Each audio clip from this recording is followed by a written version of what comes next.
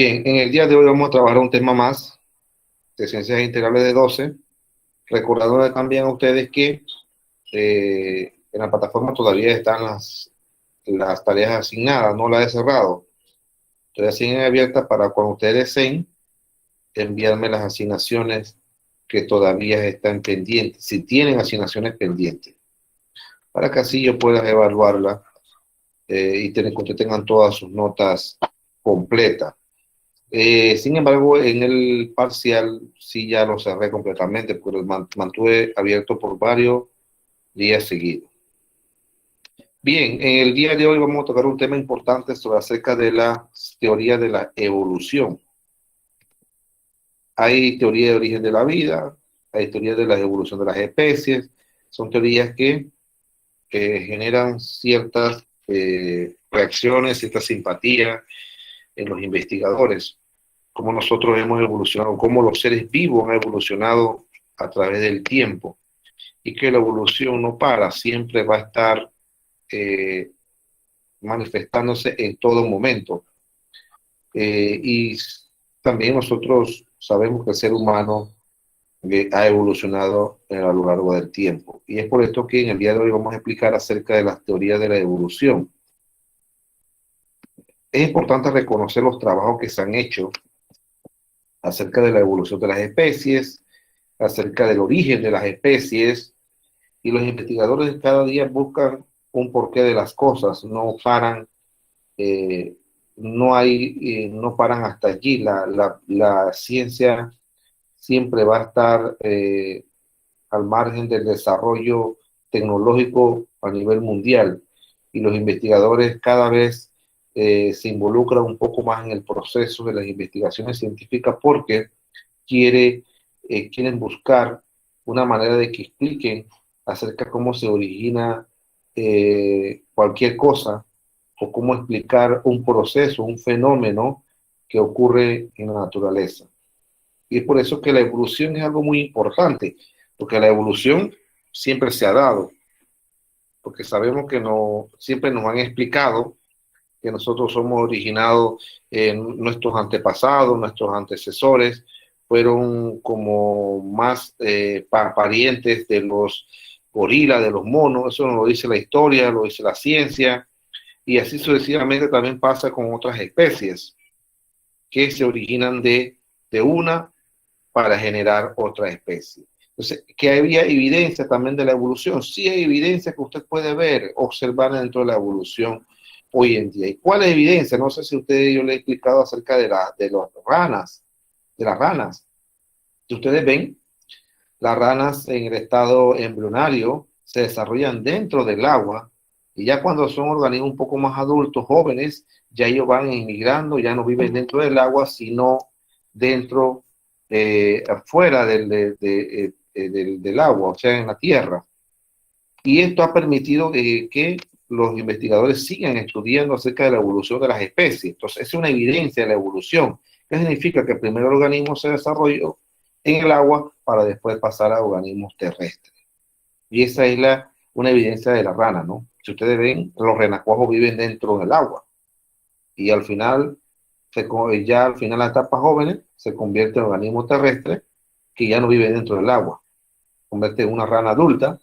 Eso significa que esos anfibios, que es un grupo de seres vivos, se originaron ¿de dónde? De los peces. Esa es una forma de evidencia de la evolución de algunas especies. Y así sucesivamente pasa en cualquier organismo. Y los organismos van a seguir evolucionando a medida de que se encuentran en un ecosistema. Dentro de las teorías, vamos a ver una teoría. En la teoría de la evolución tenemos la teoría fijista, ¿no? Y el fijismo o teoría fijista es una creencia que sostiene que las especies actualmente existentes han permanecido básicamente invariables desde la creación. Las especies serían, por tanto, inmutables tal y como fueron creadas. ¿Qué explica esta teoría? Esta teoría de la evolución dice que las especies fueron creadas por un ser supremo, un Dios, y fueron creadas tal como existe hoy en día. O sea que esas especies no han cambiado a lo largo del tiempo. Cuando Dios creó todas las especies, todos los seres vivos que existen en el planeta Tierra, puede ser que eso lo dice la Biblia. En el Génesis dice que él le tomó 6 días para tener todo completo en el planeta Tierra. Entonces le tomó 6 días para crear todas las especies que hoy existen, que ustedes conocen. Entonces, Dios cada día iba creando nuevas especies hasta el final, en el sexto, que creó el hombre, que fue el último en crear, ya fue la última especie que creó. Y según dice esta teoría, y sostiene que esas especies que fueron creadas por Dios se mantienen tal como las creó en su momento. Esta teoría está arraigada siempre a creencias y que está fundamentada en que existe un libro que se llama la Biblia, y es allí donde nos explica todo lo que ocurrió en ese proceso. Es la única evidencia que tenemos nosotros de que estas especies fueron creadas por un creador o por un Dios. Bien, la siguiente teoría de la evolución es la teoría de Juan B. Lamarck. La teoría de Lamarck, perdón, la teoría de Lamarck es una de las teorías que él postuló en el año 1809. Imagínense que Lamarck postuló esta teoría justamente cuando nació Charles Darwin. Charles Darwin, ¿no? ¿Y quién era Juan B. Lamarck? Bueno, él era un biólogo francés. El nombre completo de él es Jean-Baptiste Lamarck. Fue uno de los primeros científicos que propusieron una teoría para explicar la forma como ocurrió la evolución. Publicó sus ideas en 1809, el año en que nació Charles Darwin. Lamarck propuso que el medio tiene una función importante en el proceso evolutivo. O sea que el medio en que viven las especies tiene una función importante en el proceso evolutivo. La teoría de Lamarck está basada en la herencia de los caracteres adquiridos. Estamos hablando de la parte genética ya. Todo lo que tiene que ver con los caracteres adquiridos de sus progenitores. Este investigador creía que todos los organismos tenían una necesidad interna de cambiar, de modo que pudieran ajustarse a su medio y desarrollarse en forma más compleja de vida. O sea, él dice que, aquí vemos la teoría de Lamarck en una explicación de las jirafas. Bueno, las jirafas nacieron pequeñas, pero ellas necesitaban comida. O sea, pasar el tiempo ellas ensanchaban un poco más el cuello porque necesitaban, sabían que los árboles iban creciendo y que ella necesitaba alargar más el cuello. Y eso pasó tiempo, claro que esto pasaron miles y miles de años para poder entonces crear la jirafa que conocemos hoy en día ya con el cuello largo y que pudiera alimentarse. Él tenía esas, él se basaba de eso, que el organismo mismo tenía una necesidad interna de cambiar para ajustarse al medio y para poder sobrevivir. O sea que era el organismo mismo que decía, bueno, como yo necesito comer ese de hoja de ese árbol, alimentarme, yo tengo que cargar un poco más el cuello. Y así sucesivamente pasaron años, miles y miles de años hasta que se ajustó al medio donde él vive. Entonces, eso lo decía Juan B. Lamarck en su teoría. Y básicamente basaba en que ese organismo tenía una necesidad interna de cambiar y ajustarse al medio ambiente donde él estaba. Entonces, cuando el organismo cambiaba ya totalmente, ¿verdad? Desaparecían los otros dos que tenían cuello corto y entonces ya aparecían entonces los jirafas de cuello largo que entonces fueron heredando esas características adquiridas a la nueva generación. O sea, esa era la evidencia que él plasmaba en ese entonces. Eso fue antes de que Charles Darwin propusiera la teoría de la evolución de él. Entonces, la necesidad de un individuo ajustarse al medio, ese es cierto. La necesidad que tiene ese individuo ajustarse al medio es cierto, porque si el individuo no se adapta a un medio en el que vive, lo único que va a tener es que no va a sobrevivir en ese ambiente y tiende a desaparecer. Entonces, Lamarck basaba todas estas evidencias solamente en el comportamiento de ese ser vivo que él estaba observando. Viene la teoría del origen de la especie de Charles Darwin, o teoría de Darwin-Wallace. Estamos hablando de 58 años después, o 50 años después, entonces, eh, viene el científico, el investigador Charles Darwin, se empieza a interesar en el origen de las especies. Entonces, ¿quién era Charles Darwin? Era un naturalista británico que propuso la teoría de la evolución biológica por selección natural. O sea que él propuso la teoría de origen de la especie por selección natural. Darwin definió la evolución como descendencia con modificación. La idea de que las especies cambian a lo largo del tiempo, dan origen a nuevas especies y comparten un ancestro en común. O sea que a medida que pasaba el tiempo, había una descendencia con modificación. O sea que las especies cambian a lo largo del tiempo y dan origen a nuevas especies y comparten un ancestro común. ¿Qué significa eso? Que la jirafa tuvo un ancestro común, los caballos tuvieron un ancestro común, el ganado tuvo un ancestro en común anterior a esto. El mecanismo que Darwin propuso para la evolución es la selección natural. Debido a que los recursos son limitados en la naturaleza, los organismos con rasgos heredables que favorecen la supervivencia y reproducción tenderán a dejar una mayor descendencia que sus pares. La selección natural hace que las poblaciones se adapten o se vuelvan cada vez más adecuadas a su entorno con el paso del tiempo. ¿Cómo Darwin se dio cuenta de que los organismos cambiaban? Había una descendencia con modificaciones, había una descendencia con selección natural. La naturaleza escogía naturalmente al organismo que iba a sobrevivir. Vamos a ver, cuando Darwin empezó a viajar por el mundo, recorriendo todo el hemisferio para dar pie a su teoría, él visitó a una isla que se llama Isla Galápagos, eso queda al Pacífico de Ecuador. En Isla Galápagos, él le llamó la atención unos animales que fueron las tortugas y también, acuérdense que ahí es donde están las tortugas terrestres más grandes del mundo, que es la Isla Galápagos. Y también le llamó la atención algunos pinzones. Pinzones son unas aves, ¿ya? Entonces, en esos pinzones se dio cuenta que había variabilidad en el pico, había diferencia en el pico y era la misma especie. ¿Qué pasó? Resulta que dentro de los pinzones había especies que se alimentaban de frutas, otros se alimentaban de semillas, otros se alimentaban de insectos, otros se alimentaban de néctar de las flores. Resulta que cuando él estudió y escogió el gusto celido, se dio cuenta que el pico de esa ave eran diferentes, a pesar de que eran la misma especie de pinzones, pero el pico era diferente. ¿Cuál fue la conclusión de él? Bueno, que los individuos en ese momento de repente, una cantidad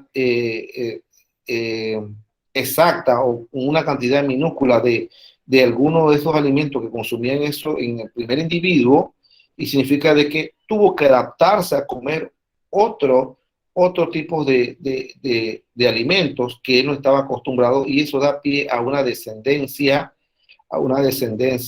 con modificación, o sea que los picos tuvieron que modificar, porque el organismo tuvo que adaptar a ese medio donde se encontraba. Si el organismo no se adaptaba, significa que no iba a sobrevivir. Entonces, esos pinzones tenían un ancestro en común.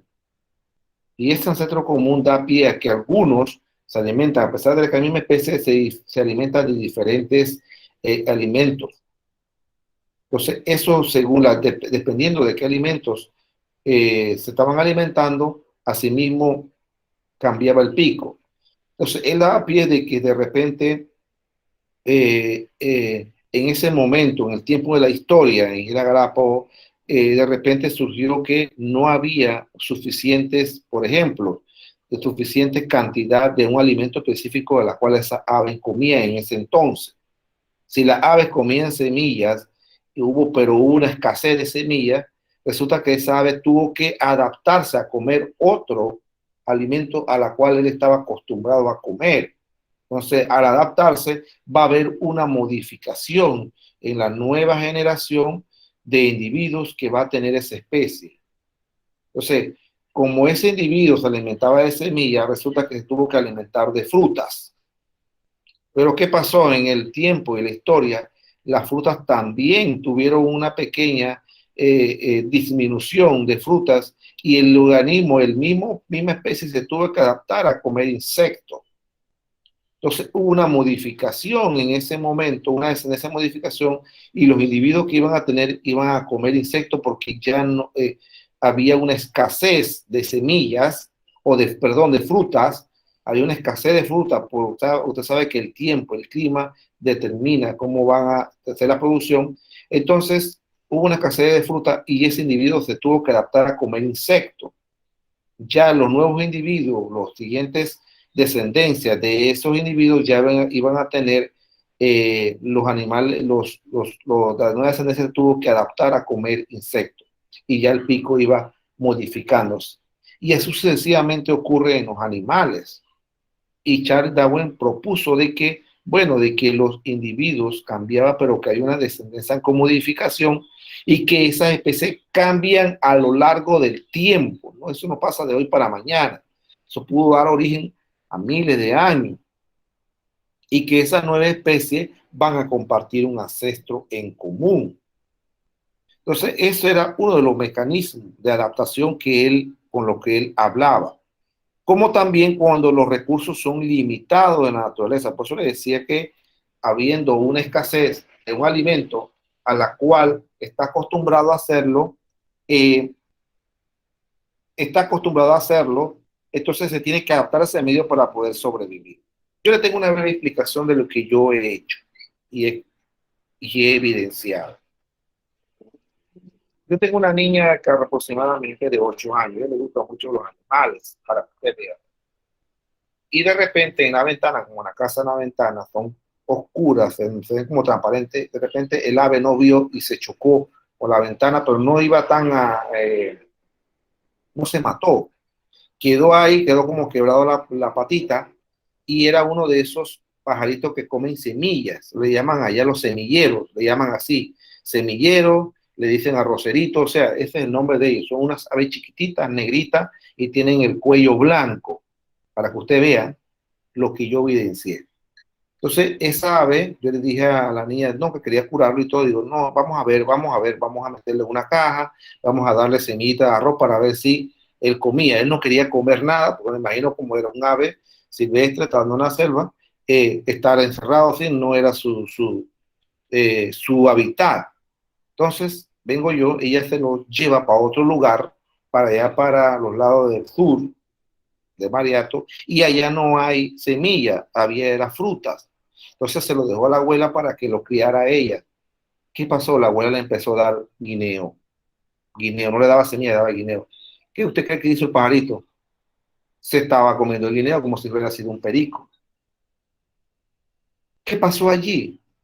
Que él se vio que tenía que adaptarse y alimentarse de otra cosa para poder él sobrevivir. Y eso ocurre en la naturaleza. Como no había semilla, él se tuvo que adaptar al guineo. Pasaron 2 meses y el pajarito estaba curado. ¿Y qué pasó con ese pajarito? Ya no comía semilla. Usted le daba un guineo y él se lo comía así todo picado. Parecía una ave frutera. Entonces, eso son evidencias que me determinan a mí que en la naturaleza existe lo que se llama selección natural y existe lo que se llama evolución también. Sí, existe también lo que se llama adaptación. El individuo tiene que adaptarse en el momento en el que se encuentra. ¿Para qué? Para sobrevivir a condiciones adecuadas. Es una forma de supervivencia para dejar descendencia. Ya al tiempo, ya el ave se curó y vino la abuela de la niña, la liberó. Pero ¿qué pasó?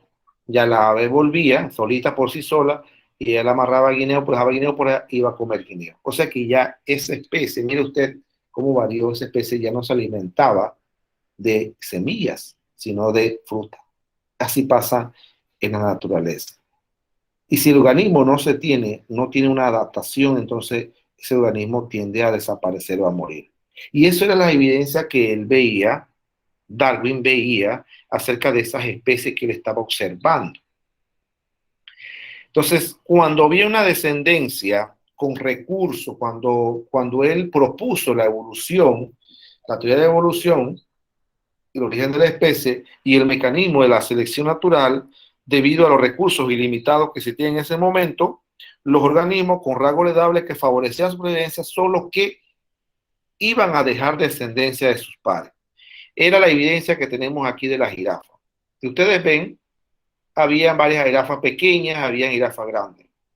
Como el mecanismo de supervivencia significa para poder tú sobrevivir tienes que alimentarse, ¿qué va a pasar ahí? Que las jirafas que tienen estas características con cuello más largo que los otros iban a favorecer porque se iban a alimentar más que las otras. ¿Qué pasó con las jirafas de cuello corto? Iban a morir porque no quedaban, no les daba el tamaño para poder alimentarse de esos árboles. Al tiempo, entonces, esas características que favorecían la supervivencia iba a prevalecer de la otra característica. Y al final, ustedes ven la toma 3, todas las jirafas tienen cuello largo. ¿Por qué? Porque las jirafas de cuello corto desaparecieron. A pesar de que son de la misma especie, desaparecieron porque ellos no se adaptaron al favorecer la supervivencia de ellas mismas y tienden a desaparecer. Entonces, esa es una de las evidencias que también observaba Darwin acerca de la evolución de las especies. Y esto, ¿cómo se ve? Se ve evidenciado en la descendencia con modificación. O sea, los rasgos que mejor se adaptaban a la supervivencia son los rasgos que van a favorecer a la siguiente descendencia. Entonces, ¿cómo ocurre eso de selección natural? Te lo voy a explicar brevemente y conciso y preciso para que usted entienda cómo ocurre la selección natural. La selección natural de la naturaleza se encarga de seleccionar las especies y favorecer unas que otras. Entonces, siguiendo la selección natural, los rasgos a menudo son heredables. Sabemos de que dentro de la naturaleza, dentro de los seres vivos, los rasgos son heredables. El color, el tamaño, la forma, son características que se heredan de sus progenitores a su descendiente. Eso pasa en todos los seres vivos. Los seres vivos van a heredar esas características, los descendientes van a heredar a sus progenitores. Entonces, en los seres vivos, muchas características son hereditarias que pasan de padre a hijo, lo que acabo de decir. Darwin sabía que esto sucedía, si bien no sabía que los rasgos se le daban mediante genes, porque todavía hasta aquí, Darwin hasta aquí no daba pie de que habían unos elementos, unas partes que se llaman genes. En ese momento, Darwin, todavía nadie había descubierto lo que se llamaban los genes. Todavía no se habían hecho estudios acerca de los genes y acerca de los cromosomas, pero sí sabía que las características se le daban de padres a hijos. Se producen más descendencia de la que pueda sobrevivir. Los organismos son capaces de generar más descendientes de los que su medio ambiente pueda soportar. La descendencia varía en sus rasgos heredables. La descendencia en cualquier generación tendrá rasgos ligeramente distintos entre sí: color, tamaño, forma, etc. Por eso le decía, en una población de conejos, ¿verdad? Va a haber características distintas en la misma población de conejos, en la misma especie.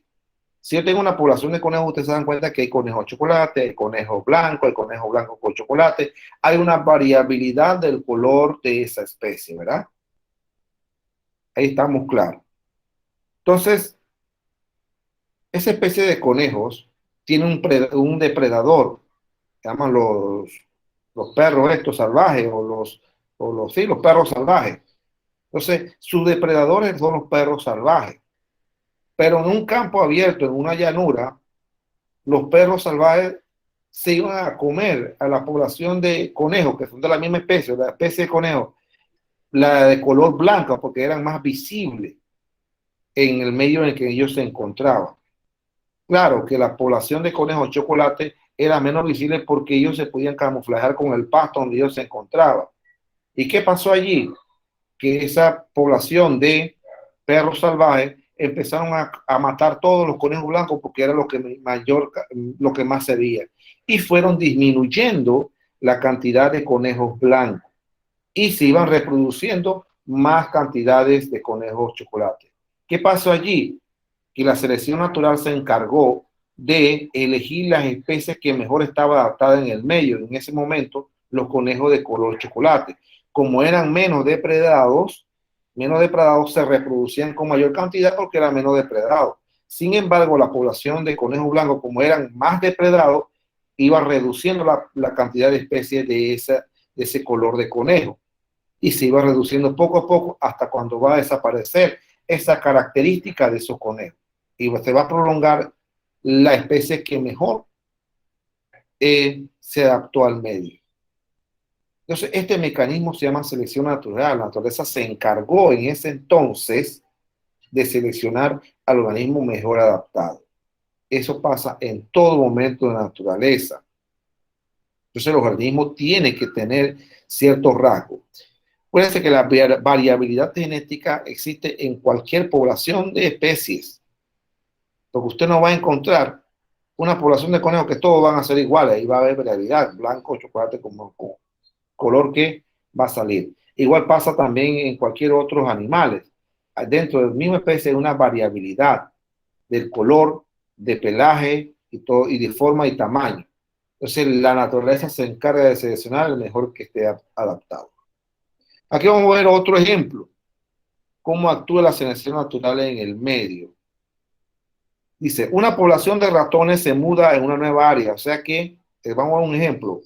Una población de ratones se muda a nueva área porque en esa área donde ellos vivían fueron intervenidas, ya sea por el hombre o fue arrasado a su hábitat y ellos tienen que emigrar a otra área para poder sobrevivir, porque eso es lo que pasa en las especies. Las especies tienen que buscar la forma de cómo sobrevivir en la naturaleza. Entonces, esa población de ratones se muda a nueva área donde las rocas son muy oscuras. O sea, en vez de ellos estaban en una llanura, pero como fue intervenido, esa hábitat donde ellos vivían, entonces se mudaron a una roca oscura. Debido a la variación genética, como le dije hace un rato, natural, algunos ratones son negros y otros son café claro. Porque acuérdense que hay variabilidad genética dentro de las especies.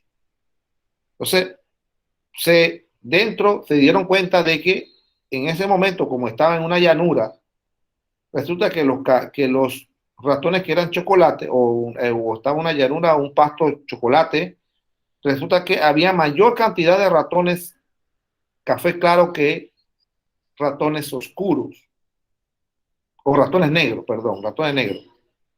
Había mayor cantidad. Pero ¿qué pasó allí? Al mudarse a esa roca, había un depredador de ratones que se llaman los halcones. Ellos son los devoradores de ratones. Entonces, los ratones de café claro, como son más visibles para ese halcón, porque los ratones negros se ocultaban como las piedras en oscuras, ellos tendrían la mayor supervivencia que los otros. Entonces, como esos ratones de café claros eran más visibles para las aves depredadoras que los negros, por lo que los halcones estos empezaron a devorar con mayor frecuencia a los ratones café claro. Entonces, ¿quiénes sobrevivían más? Los ratones negros.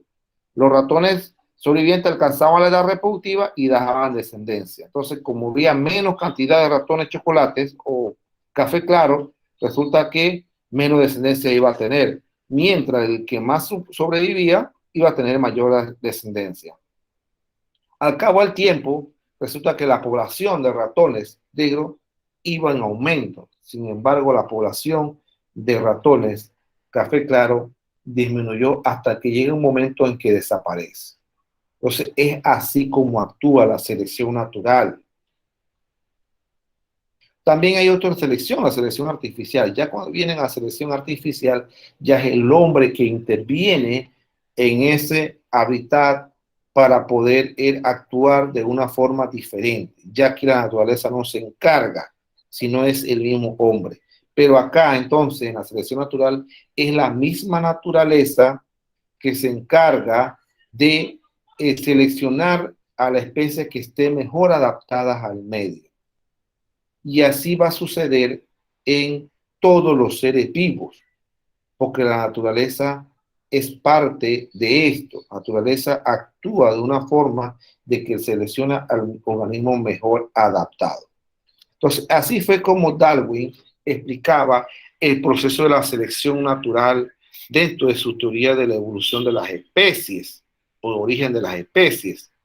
Y él sabía que había características deseables, características que eran mejor adaptadas y que estas características pasaban de generación a otra.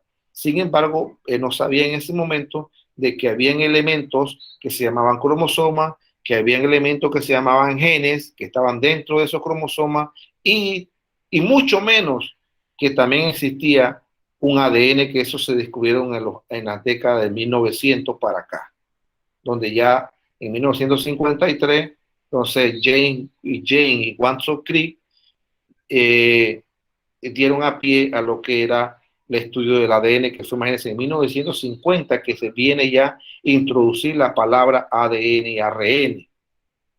Entonces, James Watson y Francis Crick fueron los últimos que dieron los estudios acerca de la genética y de la herencia.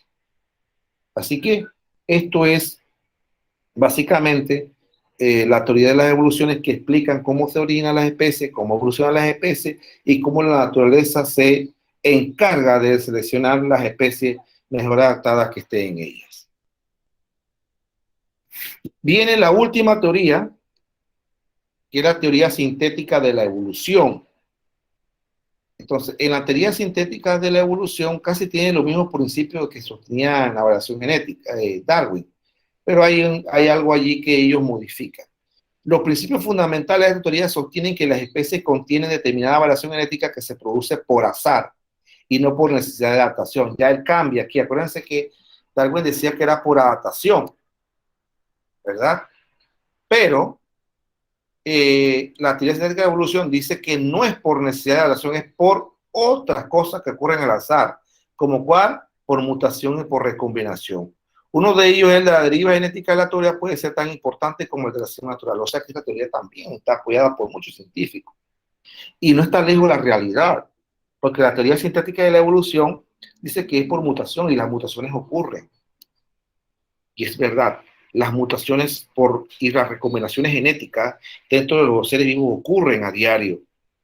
Y cuando ocurre una mutación dentro de los seres vivos, el organismo va a ser diferente, ¿verdad?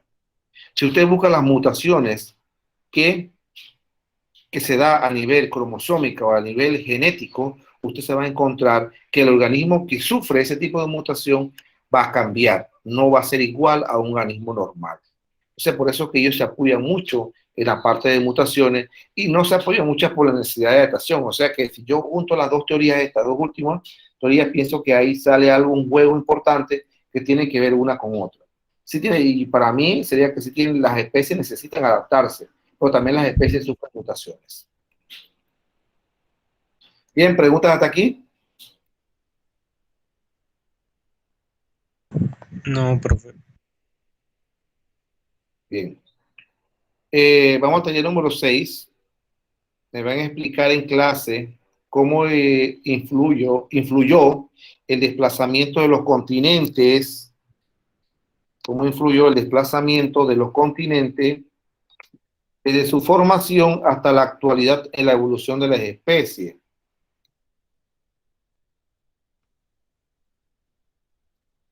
Como también van a hacer un cuadro comparativo con la teoría de la evolución y ilustrarlo con imágenes. Entonces, ahí ustedes pueden ver en pantalla. Yo creo que eso lo tienen ustedes sí, eso está en el módulo. Creo que eso está en su módulo. Van a explicar en un ensayo cómo influyó el desplazamiento de los continentes de su formación hasta la actualidad de evolución de las especies. Acuérdense que nuestro planeta a principios, hace 340 millones de años atrás, todo estaba junto, todos los continentes estaban juntos, se llama Pangea, ¿no? Ustedes ven eso, existían todos los continentes estaban juntos, o sea, pasar los años, según la teoría de la deriva genética, perdón, la deriva de los continentes o desplazamiento de los continentes se iban separando de cada uno de ellos hasta que tenemos nosotros hoy en día este presente, ¿no? Aquí está Pangea, ¿ves? Pangea era cuando todos los continentes estaban juntos. De ahí se fueron separando hasta el presente hoy en día que todos los continentes están separados. Entonces ustedes me van a explicar en un ensayo cómo influyó este desplazamiento de los continentes en la evolución de las especies, porque hay evidencia. Y le voy a dar una evidencia sencillita. En Sudamérica existe una especie de animales que se llama llama, ¿verdad? La llama es igual que es casi idéntica en África a un animal que se llama el camello.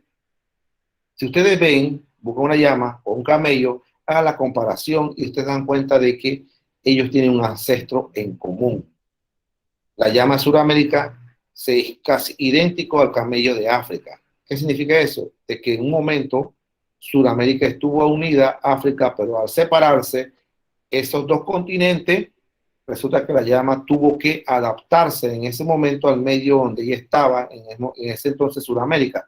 Y como allá había pasto, no había desierto, entonces se tuvo que adaptar al medio y las características de sable fueron pasando de generación en generación hasta que tenemos la llama que conocemos hoy en día. Entonces, esa es una evidencia. Pero hay otra más evidencia que ustedes también tienen que investigar. Entonces, van a hacer un cuadro comparativo con la teoría de la evolución, que acabo de decir, la van a ilustrar con imágenes. Bien, pues preguntas hasta aquí. Vamos a terminar la clase del día de hoy. Nos vemos el próximo sábado, si Dios nos permite, a la misma hora. Que pase un feliz fin de semana. Que les vaya bien. Igual, profe. Igualmente, profe.